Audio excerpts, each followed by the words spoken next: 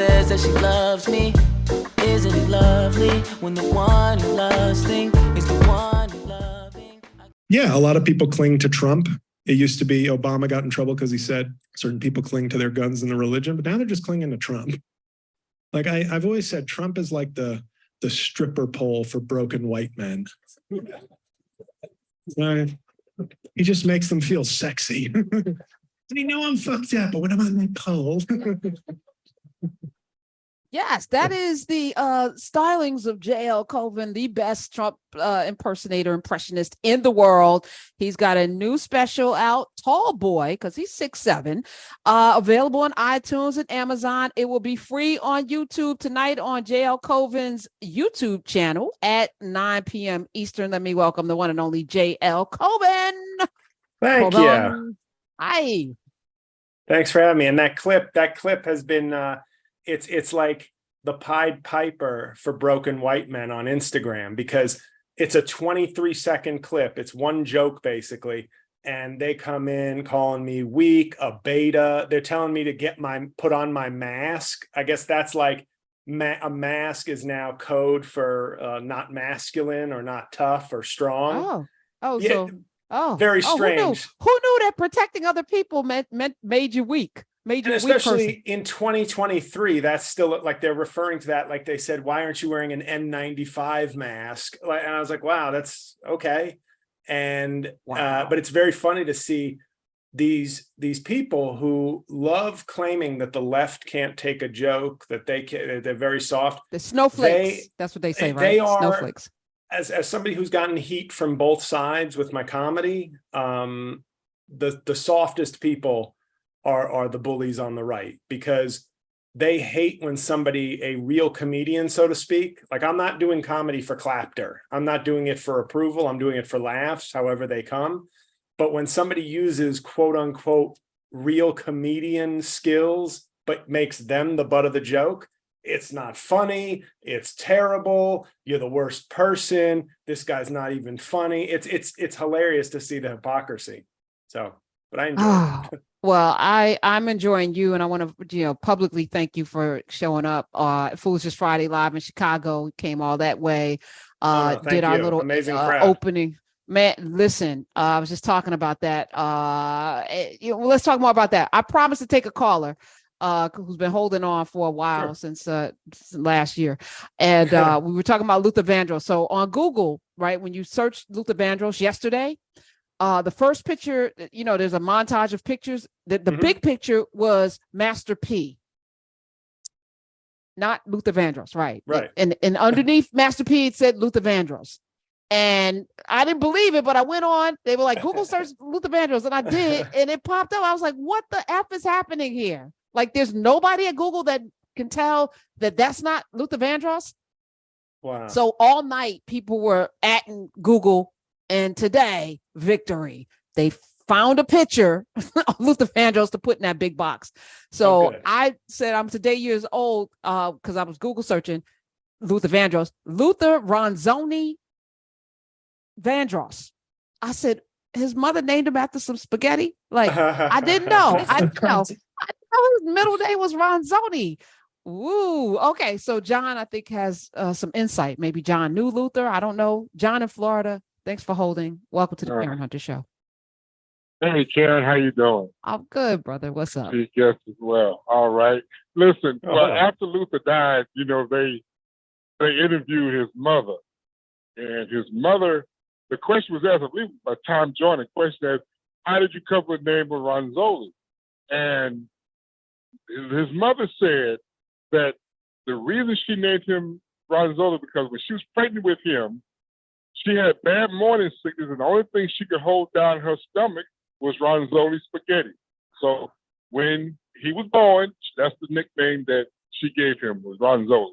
That's what I heard his mother say. Yeah. Wow. That's crazy. Well, okay. Thank you. I'm gonna have to Google search that. It's a live show, so most of the time I don't have time to fact check, and then I'll come back tomorrow and verify. But I believe you. I believe you. That's wild. What did you think what's your middle name? JL? Because I only know you as JL. Are you like John Lewis Cauvin? I don't. Yeah, Jean-Louis Cauvin. I don't really have technically a middle name. But I remember my mom thought, because my brother is Henri, and when I came along, she was tempted to give me a non-French name, but then she thought that would be cruel to have me like walking around like Michael and my brother walking around like Henri. So I got Jean-Louis, which is Oh, so you are Jean-Louis. Oh, okay. yes. Yeah. My father was Louis. My mother's father was John. So it's a combo of those, but Frenchified. Okay. I like it. I like it. So the JL, so there's no middle name. So one could say Louis is your middle name, but Right. Jean-Louis is one name. Yeah. Okay. All right. Jean-Louis Cauvin. And I like well, it. I like my name. It sounds good. It sounds more sophisticated than I am. But you go through those years, those like college, early 20s years, and you get tired of hearing your name called Gene Lewis. So like, you know what? Like I treat everybody like a Starbucks. I'm like, let's make this as simple as possible. JL. That's crazy. It just says how lazy we are, really. I mean, it's really the laziness of people. I went to one quick story. I went to a Wendy's like right before the pandemic. And I remember I went in and I gave my name, my credit card had my name on it. And then this young Latin woman just went, Jean-Louis. And she paused and went, Gene Lewis. And I go, no, you had it. You had it. That was a miracle. That was a miracle. You nailed it. You nailed it. Don't ever do that. You Jean-Louis, I go to my own doctor's office every year. I have yet to be called anything but Gene Lewis by the staff. I'm talking like 15 years running, Gene Lewis. And I'm like, don't you know I'm big on YouTube? Didn't you know by now that it's Jean-Louis? But this Wendy's woman, young woman, was just like, I was like, are you Dominican and you live like you have experience with Haitians or something? Like what explains your ease? Or are you a French student? Did you take French? But that's most of the time it's Gene Lewis, and I can't stand it. Now, are you fluent in Creole? No. Are you fluent in French? Did you take French in? You know how the high school kids, it's like, oh, the Spanish kids, the Dominicans take Spanish, and then the Haitians take French because they think it's an easy A, but usually it's not. I took French all the way through AP French, and then just never really had any usage of it after that. And you regret it as a kid because my household was, my dad spoke 4 languages, my mom spoke 1. And when you're a kid, you really need that immersive language. Like you don't want to go for extra school at home. So if they're just speaking it, it's immersive. You just pick it up. But my dad would offer, but he didn't press it. And when you're like 6, 7, you're just going like, I'm good. And then you become an adult and you're like, oh, to have those language skills. Yes. 866-801-8255. You showed out. And again, I can't thank you enough. And the crowd was absolutely amazing. Actually, I had to read this thank you card from the person that gave me a candle. Lynette Shady Brady is what she called herself. Thank you. She said, thank you for always supporting Black people and giving them knowledge. We are listening. And I appreciate that. Thank you for the gift as well. Tall boy, I think a lot of people are surprised when they meet you. That you are very tall. So even those punk ass people those Trump followers or whatever, they don't want that JL. They don't want that business. They don't want that smoke. They don't, but I will. I because I'm sure none of them listen to your show. I'm going to speak in a safe space here. Okay. All right. In the back of my mind, I'm always thinking, but all you need is one of these people to be like a loony MAGA person. Like, so I will often temper my replies, or I'll just block the people because you just need that one person who is like actually who will show up to the pizzeria looking for the den of pedophilia exactly beneath the you just need that one person. And I joked on my last album, I said, as crazy as that person was that showed up to Comet Pizza, isn't that what you do if you really did think there was a child sex ring? Like, I'm asking about the thousands who believe it, vote on it, and don't do anything. That's, in other words, at least this dude's crazy, but in his crazy world, he's like John Wick. Like, he's trying to do something good in his craziness. These other people are crazy and don't do anything. I never put it in. You know what's interesting? Because I do the back and forth with people. Like, you're not gonna get away with just saying something to me. online. I'm gonna do a little back and forth, but I do temper it. I'm never gonna call you out your name unless I'm calling you ignorant, which I think is a fact. You know, Right. once you display your ignorance, I should be able to call you ignorant. I'm not calling you, funny names. But when you challenge people, when you ask them questions like, well, please drop the information. Where are you getting your information? Right. Please drop a link so I can be informed. You never hear from them. No, of course So not. it's like, okay, oh, I see you have no content on your channel.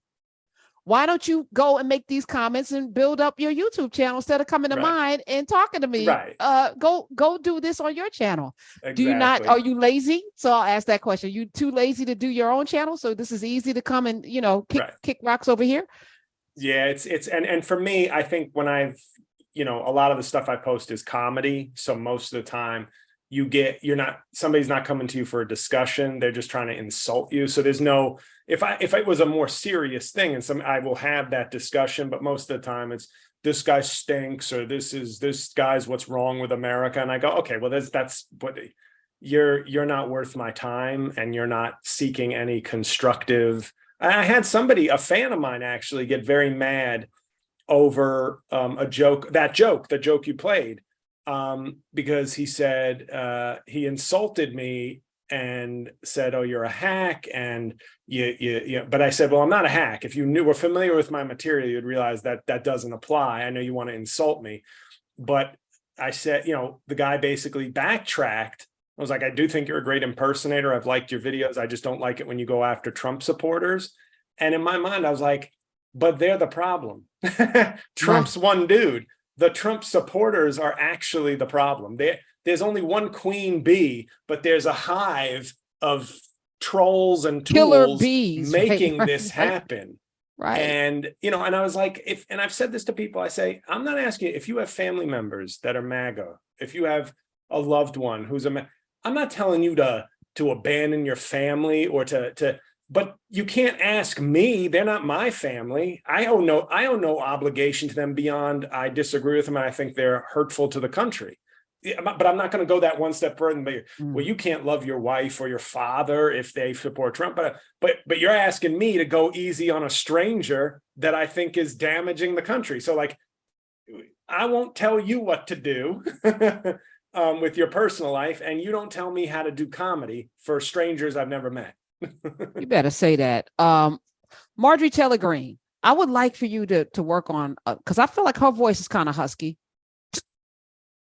It's all that CrossFit. Nasally and husky. Marjorie Taylor Greene has been kicked off of the Freedom Caucus, which I feel like you got to do a lot to be kicked off the Freedom Caucus. Smith, you had that clip of her getting heckled in Congress right now. It's an old clip. Okay, all right, so we're not gonna play it. But what do we do with people like her? 4 hours ago, it says Marjorie Taylor Greene is no longer a member of the Freedom Caucus after a vote last month, according to one member of the conservative groups. Like, she was too much for them. What do we do with her? See, the thing with Marjorie Taylor Greene, this is the thing I always say, and it's not that funny, but the founders, in all their structural wisdom, flawed as it was, they envisioned a House of Representatives that would have some kooks, some crazies, because these were people representing basically communities. And you're going to have a lot of communities with a lot of varied interests, opinions, geographies. So you're always, in this country, we're never going to be done, especially with social media amplifying the craziness. The Matt Gaetzes, the Lauren Boeberts, there's always going to be a fringe, little dab of those types of people. It's the Senate that's the real problem, because the GOP Senate, and I go back to the Trump impeachment after January 6th, they were supposed to basically be done with him. Like, it was their job. They've been given 6 years in office so that they aren't fickle and concerned with every re-election cycle. They all knew he should have been impeached and barred from running again. And if they had done their job as the founders intended, and was plain and simple to see, we would not have Trump running again, period. So Marjorie Taylor Greene's a kook. She's an awful human being from everything I can tell. We're always going to have a few of those, it seems. I think that's the nature of a huge country with a lot of diversity of opinion, intellectual level, et cetera.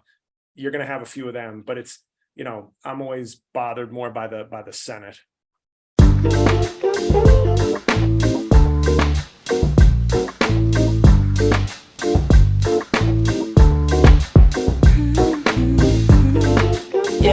yeah, yeah, yeah, yeah, yeah, yeah, yeah.